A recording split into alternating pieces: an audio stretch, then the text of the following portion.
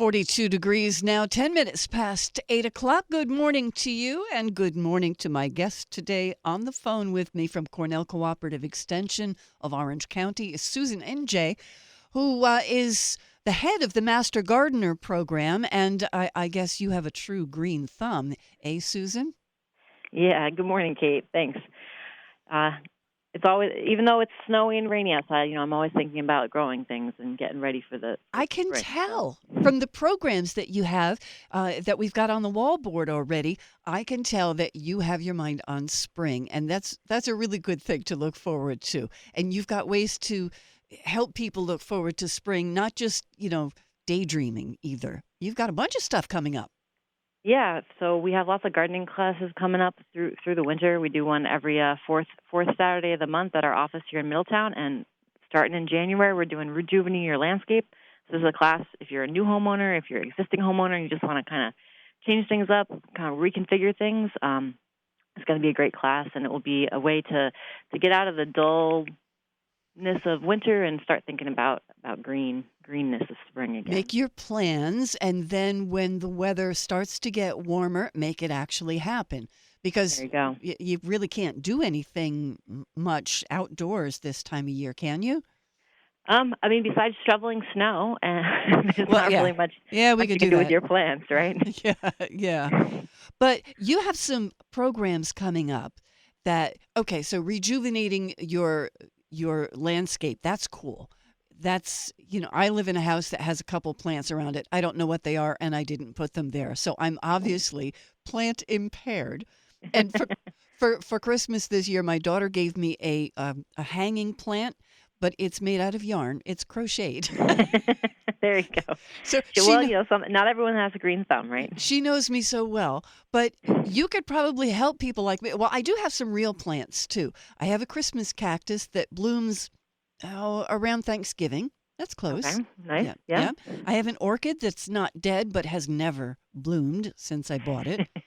But I have managed to kill a couple of African violets, which they tell me you can't kill. But yeah, I have. Yeah. Well, if you ever have any gardening questions, we have a garden helpline where you can email us at mghelpline@cornell.edu, and you can email us all year long, and we'll get back to you with your answers. So if you have questions about your houseplants, or you're thinking about putting in, foundational plantings around your house in the spring, you can always give us a call, and we'll help you out with that. That is a very good idea. And by the way, on my calendar today is Houseplant Appreciation Day. Oh, well, there you go. So I should have spoken to my houseplants this morning and say, I appreciate you. Thank you for not being dead. Well, one of the things that to do with appreciate your houseplants is the most common problem is overwatering. So make sure you're not overwatering your houseplants. We'll tell you when they're thirsty. If you water them on a regular schedule, you're probably going to have some issues, and that's probably how most people end up killing them. So. Okay, and I also managed to kill a bamboo plant, and I think those will live through anything. Oh, yeah, right. Oh, she says, pretty yeah, bad. that's pretty impressive. I don't know how I don't know. But, well, Yeah, so I'm hopeless, but what I can do is appreciate the good work that other people are doing, and I understand that you're setting up a trip to the is it the Philadelphia show? Yeah, the Philadelphia Flower Show. You've got a bus trip scheduled. Yes. So every year we take a bus trip to the Philadelphia Flower Show. We rent 2 buses. We fill them up. This year we're going on Tuesday, March 5th. So right in the right at the end of winter when you're just tired of the gray and the cold. It's in the Philadelphia Convention Center. It's absolutely gorgeous. They have stunning arrangements, and it's a really fun day to kind of dream of what it will be like soon. And it's a $95 trip, and that includes the bus to and from Philly as well as a ticket to the show. And this year's theme is United by Flowers, so it should be a good time. Oh, that's nice. That's nice. So it gives you ideas on what you want to do with your gardening work? Or, see, I'm the kind of person that if I looked at a show like that, it would just make me say, see, that's something I could never do. Well, they have like false houses where they do some ideas of what you could do. They also have hanging baskets, and they have things that you would never be able to do. Last time I went, they had a live butterfly house as well. So there's lots of things to see and kind of explore. Okay. So now the Master Gardener program, I remember that you have generally every year a training for new people who want to be a master gardener. Is that right? Yeah, we just started our 2024 training, and we do it every 2 years. So Every this two is our years. Okay. 2024. So if you didn't get into this class, the next time is going to be in 2026. So Okay. Okay. And these are the people who just help other folks that want to grow stuff. And yeah, it can be vegetables, it could be flowers, it can be, anything, trees around the house.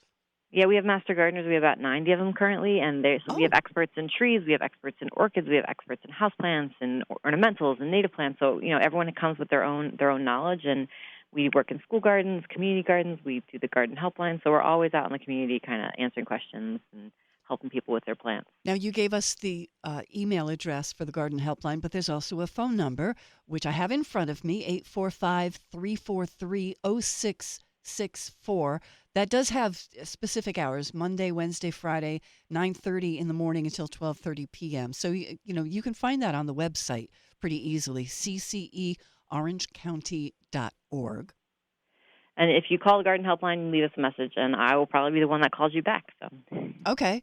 And you could diagnose virtually any problem. And it's probably you watered too much. Well, if it's your houseplant, for sure, yeah. And if I don't have the knowledge, I have lots of great colleagues. And I reach out. Some of the master gardeners are just experts in certain plants, so I reach out to them to figure out what's going on with your plants. Okay. So what are some of the other events that you wanted to tell us about today? So I talked about rejuvenating your landscape. In February, we're going to talk about soil. We have Joe Gregoire. He's one of our senior master gardeners, and he just loves soil. And so he's going to do a class on soil on February 24th. So if if you're growing outside, soil is like the key to everything. So if you don't know much about your soil, this would be a great time to learn more about it. Okay. But then we also have stuff for those who are really creative with their gardening. We have so for winter break, the kids have off for a week in February. We're going to do a create a fairy garden. We did that last year, and it sold out pretty quick. So it's going to be on Wednesday, February 21st at 10 o'clock in the morning. So come and have your child, your grandchild, your niece, your nephew, your neighbor, usually 5 to 10 years old, come and build a beautiful fairy garden with plants and fairies and all that fun stuff. Oh, that's wonderful. A place for the little people to live. Yep. Yeah. And then for those of you who are a little older than fairy gardens, we have some really fun creative classes for you as well. On April 6th, we're doing a build your own salad box. So this is a 3 square feet of growing space that is portable, so you can start growing it, move around with the sun, grow salad or other greens with it.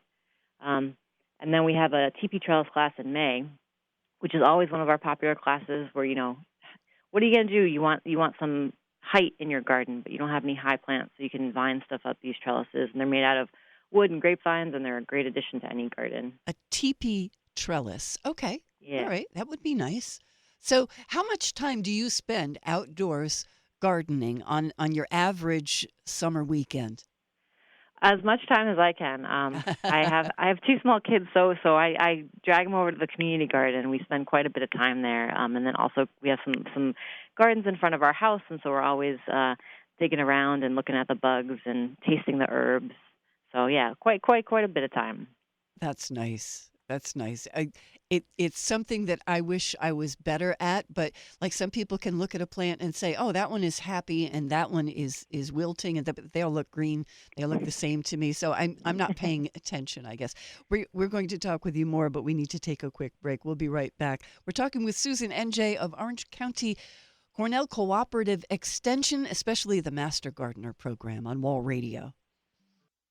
8:20. It's 42 degrees at Wall Radio. With me on the phone is Susan Ndiaye from Orange County Cornell Cooperative Extension, the horticultural and agricultural and gardening section, growing stuff. And I was just looking on your website, Susan, of some of the other upcoming classes that you have, lawn reduction and elimination. That reminds me of something I saw on Facebook of somebody showing a lawn that you mow, and that's it.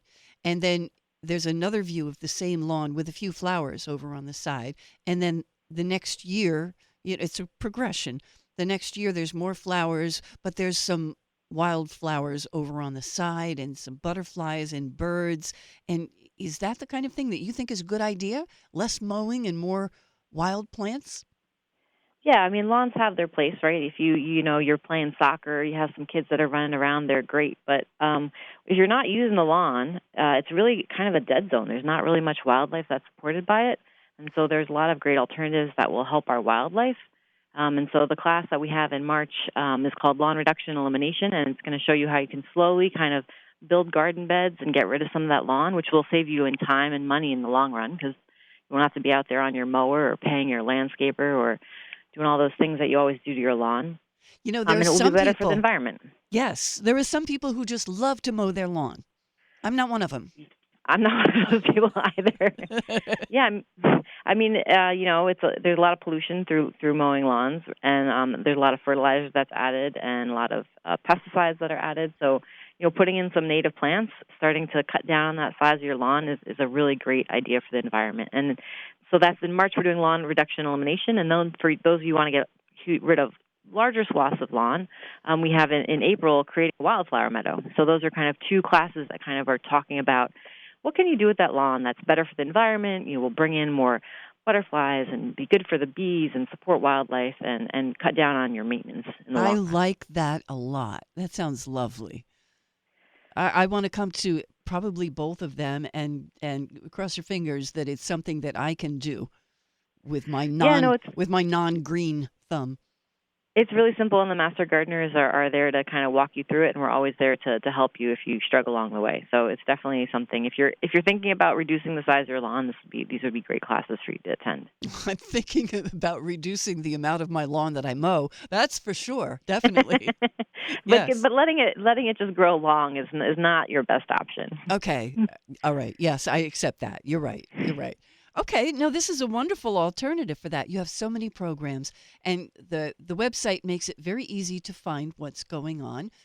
It's cceorangecounty.org, and then you just click on the tab that says gardening. And yeah, boom. and we also have lots of resources on that page, right? So if you have questions, take a look. We just posted last year. We did a video, a live video program on Zoom, and now all the recordings are up. It was called Gardening Questions Answered. So we have short 20-minute videos on winter damage of trees and growing fruit in your backyard and taking care of your houseplants. So those videos are all up online that you can check out on our website as well. You must love coming to work every day. It's a joy. It's a joy, especially working with my master gardeners. They're the highlight of my day. I didn't realize you had 90 master gardeners. So you have a wonderful program. Thank you for sharing it with us. Yeah, no problem. Thanks for having me on, Kate. Always a pleasure. Susan Ndiaye, Cornell Cooperative Extension of Orange County. The easiest phone number in the world to remember, 845-344-1234. And the website, we got that too. But thank you for coming on. Come back anytime. Tell us how to do things right, because I sure can't be the one to guide any of our listeners. All right, I'll come back sometime soon. Sounds good. Thank you, Susan.